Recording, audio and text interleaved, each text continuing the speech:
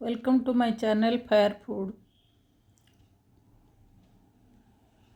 मो fire food Odia channel समस्त को मु स्वागत करुच्ची और मोर समस्त को नमस्कार। और आशा करुच्ची भगवान कृपार समस्ते बहुत भलरे थे। एबे तो कार्तिक मास चलती, बहुत लोग खाऊ ना नॉनभेज, किंतु तथापि मझे मझे खिया चलती। जो मैंने खाइबार लोक से खाऊँ। आज गोटे अलग टाइप्र अंडा मुझे आपण मान सागर सेयार करुच्ची, आपण मैंने देखिए। आओ मो प्लीज़ मो चैनल को सब्सक्राइब करेंगे, लाइक करेंगे और शेयर करने को भूलें। ये अंडा मु सिझे नहीं, तादर गोटे अंडा ताकू एमती ग्रेट करने जो ये जो थे घसंती आप कद्दूकस करती से करदे मुझे को अलग रखीदेली। अंडा सिझाई रहीगला और से कद्दूकसटा को एका संगे रहीगला। आउ प्लीज़ मो चैनल को शेयर करेंगे, सब्सक्राइब करेंगे, लाइक करेंगे और घंटी दबाई देवे। और ये जो मसला सब नौ धनिया गोटे चामच नहीं, डिस्क्रिप्शन बॉक्स रे सब लिखाई। जीरा गोटे चामच नहीं, तापर टी गरम मसला नहीं, तापर काश्मीरी चिली पाउडर नहीं, कसूरी मेथी नहीं। आउ ये सब पानी रे मिसईकरी भल कर टिके आपण फेंटी दियंतु।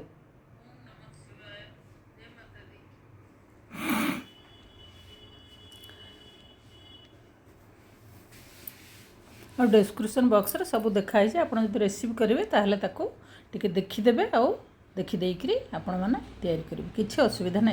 मसलाटा को यहाँ एमती कर एक्चुअली कौन है मु अदा रसुण पियाज और टमाटर ताको एकाथरे मु बाटी देइछि, ग्राइंड कर देइछि। किंतु बाटीबाटा जस्ट से भिडियोटा कौटू कुआड़े मिसीगला, से भिडियोटा कौटू मिले से सब एका संगे बटा होइछि। एबे तेल नेली और ताधरे मु पकेली जीरा गोटे चामच, तापर टिके गुजराती 3-4टा खंडे डालचीनी, गोटे तेजपत्र ताधरे पकेली।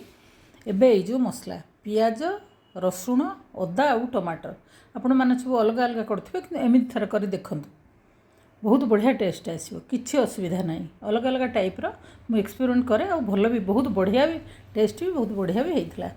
अपने अंडा तरकारी करेंगे खाइबे, तापर मते चैनल को सब्सक्राइब करेंगे और तापर गोटे कमेंट लिखे जे आउ ये अंडा वाला रेसिपीटा आपण मानक केमती लगिला।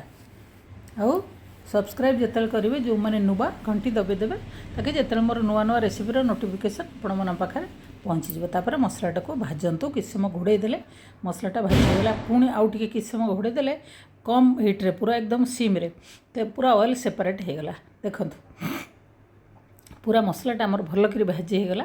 तापर आम जो गुंड मसला को पानी रे गोलेकरी किसी समय रखी से पूरा नरम हो जाइए। एबे ताकू ताधर पकईकरी आम भाजवा, ताकू आम भाजदेले से मसला एमती एक्चुअली भाजार कि दरकार नहीं, किंतु तथापि आम ताकू भल कर भाजवा। एबे आउ टिके ताकू कभर करदेवा, से जो मसला आउ टिके ता संगे भल कर भाजी होगला सब पूरा है। तो ऑयल सेपरेट माने तेल गुड़ा छाड़ी जाइए, माने मसला भल कर भाजी हो जाइए आमर, ताधर आउ पानी नाही पूरा। आउ मसलार बढ़िया बास्ना आसो, से जानवे जे मसला पूरा भाजी होगला।